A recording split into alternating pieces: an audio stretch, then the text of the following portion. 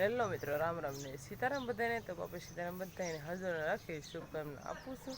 અત્યારમાં જો સવાર થઈ ગઈ છે. પહેલાં તો આપણે નાઈને સરસ મજાના તૈયાર પણ થઈ જશે. તો આપણે જો પોતાને એવું બધું મારી દીધું છે. અને મારા પપ્પા કાલ બાપરા જતા તો જો બી ભૂંગળા લાવ્યા છે ફુવારા પદ્ધતિના. અને મમ્મી જો રોટલી બનીને વ્યાય છે ને બધા શીરાઓ પણ બેસી ગયા છે. તો હવે આપણે શીરાવાનું છે પછી વાળીએ જવા દઈશું. આજે તો કપાની વણાઈ જશે તો અત્યારમાં તો લુગડાને એવું ધોઈ નાખીએ. તો આપણે ઘરેથી વાળીએ વ્યાય છે અને આ બાજુ ફુવારા પદ્ધતિ ચાલુ પણ કરી દીધી છે. આ શેઢેથી આ શેઢા સુધી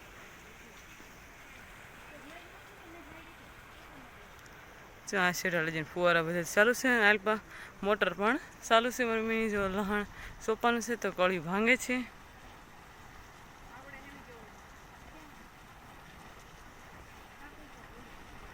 મોટર પણ ચાલુ છે. બે મોટર ચાલુ કરી છે. મારું આલ્પા પાણી વાળે છે અને આલ્પા ફુવારા પણ ચાલુ છે. તો આપણે આવીને જો ધોર્યો સરસ મજાનો કરી નાખ્યો છે.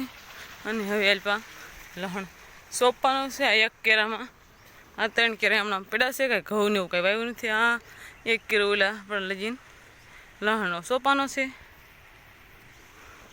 તો મમ્મીની લહણને એવું ભાંગે છે. તો આપણે સરસ મજાનો હરખો કેરો કરી નાખીએ અને પછી લહણ સોંપવાનું છે. તો લહણ પણ સોંપવા મળે. તો આપણે જો લહણને એવું સોંપતા હતા તો અત્યારે 10 વાગી જશે. તો જો નાસ્તો કરવાનો છે તો જો સરસ મજાના મમરાના લાડવા છે અને જો બટકા છે. નાસ્તો કરી લેવીએ અને પછી લહણ જો સોંપવાનું છે. મમ્મી મેલ પર પાણી વાળે છે. ઓલા છેડે મારું પર ટ્રેક્ટર લઈને હાંકવા જશે સવડું. અમે લાઈટ જો ઘડે ઘડે ઝટકા મરાવે છે. અત્યારે પાછી આવી ગઈ છે ને આ લહણ સોંપવાનું છે.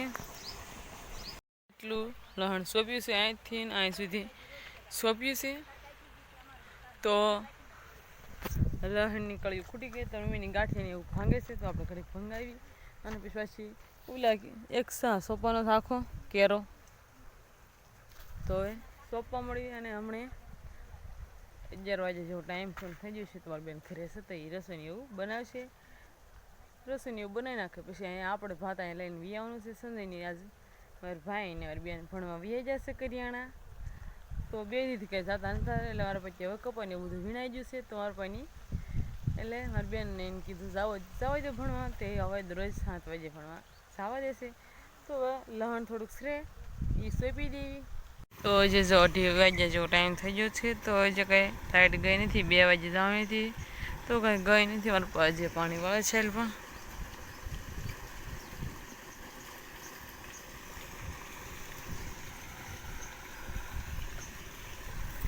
તો આપણે થોડુંક લહણ સોંપવાનું બાકી રહી ગયું છે. તો ત્યાર પછી આપણે કળ્યું સરસ મજાની ગાંઠિયા ભાંગી નાખ્યા છે.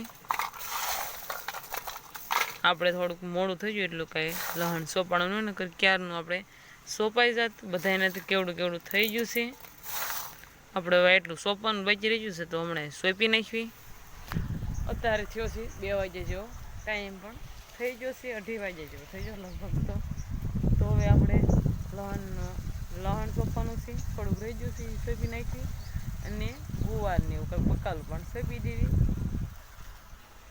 તો આજે મને મેં કે 3 વાગે જેવો ટાઈમ થાય ત્યારે ચા બનાવવાનો છે. તો આપણે લહણને એવું સોંપવા ક્યારનું લહણને એવું સોંપીને એલપા જો ખડ લેવો વ્યવસ્થિત શઢો વાઢવા ઢોર માટે નીણ પણ વઢાઈ જાય અને શઢો પણ લેવા જાય. તો આ બધી જો પાઈ દીધું છે. મારા પપ્પાની સીણા પાતા હતા અને અલ્પા ફુવારા પદ્ધતિ પણ ચાલુ હતી. તો એમ બીબીનું જો અલ્પ ખડ વાઢવે છે. તો આ શેઠ આ ખાંભા લઈ જઈને વાઢવાનો છે. તો વાઢવા મળી જલ્દીથી વઢાઈ જાય. અમારા પાણી અલ્પા ટાંકા પાસે ખડ વઢે છે.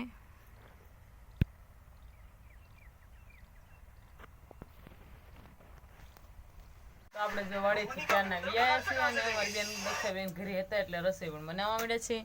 અલ્પા જો રોટલી બનાવે છે અને અમારા સંજયભાઈની આ બધા બેઠા છે અલ્પા. અને આપણે રોટલા કરતા હોય ત્યારે કોઈ દી અલ્પા ડોકા હોય પણ આવે નહીં. આજ શું ખબર ને આ બધા અલ્પા બેઠા છે અહીં રે. તો હમણાં રસોઈ બની જાય એટલે પછી આપણે જમી લઈશું. તો આજનો વ્લોગ આપણે પૂરો કરીએ છીએ. કોમેન્ટમાં કહેજો કેવો લાગ્યો, પસંદ જ આવ્યો તો લાઈક શેર અને સબસ્ક્રાઈબ કરી નાખો.